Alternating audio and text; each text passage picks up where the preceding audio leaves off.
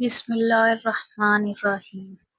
السلام علیکم دوستو، خوش آمدید ایک ایسی دل دہلا دینے والی داستان میں جس میں محبت اور دہشت کا ایسا امتزاج ہے جو آپ کے رونگٹے کھڑے کر دے گا۔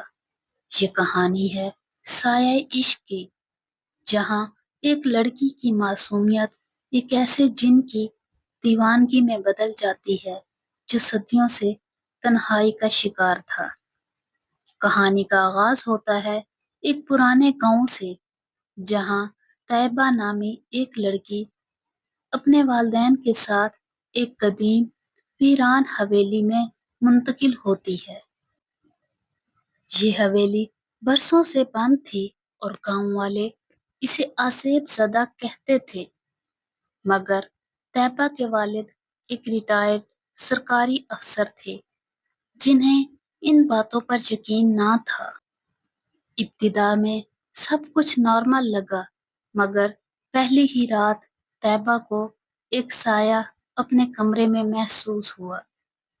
ایسا سایہ جو نظر نہ آتا تھا، مگر اس کی موجودگی کا احساس رگ رگ میں سرایت کر جاتا۔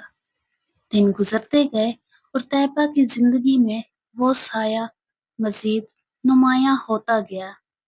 وہ اس سے باتیں کرنے لگی، روتی تو سایہ اس کے آنسو پونچھتا، ہنستی تو وہ سایہ اس کے قریب آ جاتا۔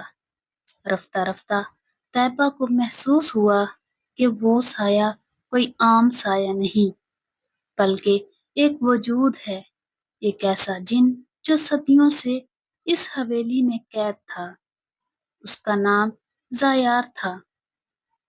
وہ ایک شہزادہ جن تھا جو محبت کی سزا میں قید کیا گیا تھا۔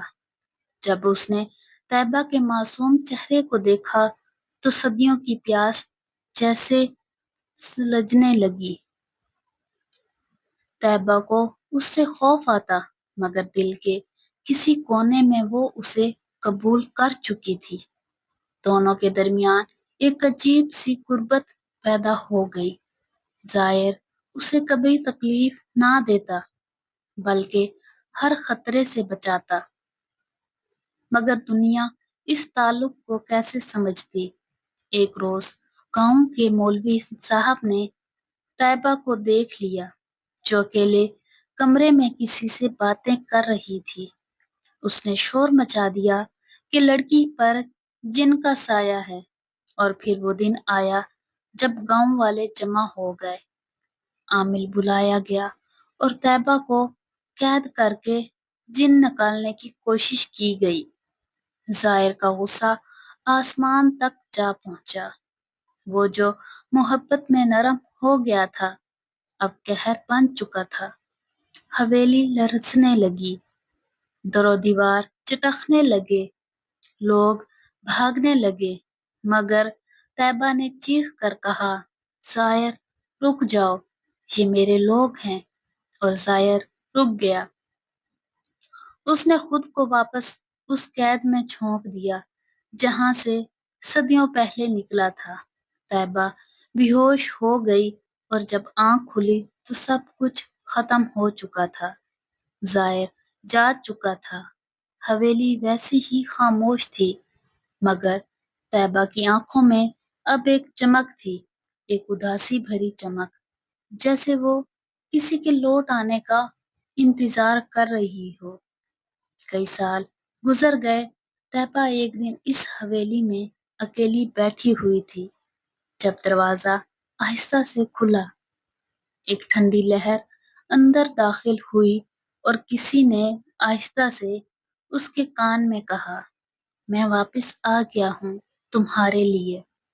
اور تب سے کوئی طیبہ کو نہ دیکھ سکا، نہ وہ کبھی گاؤں میں دوبارہ نظر آئی، مگر رات کے سناٹے میں حویلی سے قہقہے اور سرگوشیاں سنائی دیتی ہیں، جیسے کوئی جوڑا ایک ساتھ ہنستا اور باتیں کرتا ہو۔ لوگ کہتے ہیں یہ جن اور لڑکی کی محبت تھی جو موت سے نہیں رکی اور جو آج بھی اس حویلی کے سایوں میں زندہ ہے۔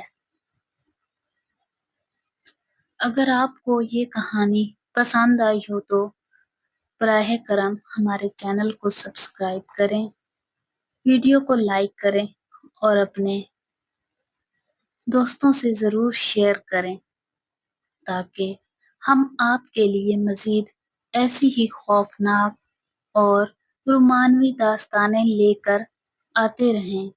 ملتے ہیں اگلی کہانی میں، تب تک کے لیے اللہ حافظ۔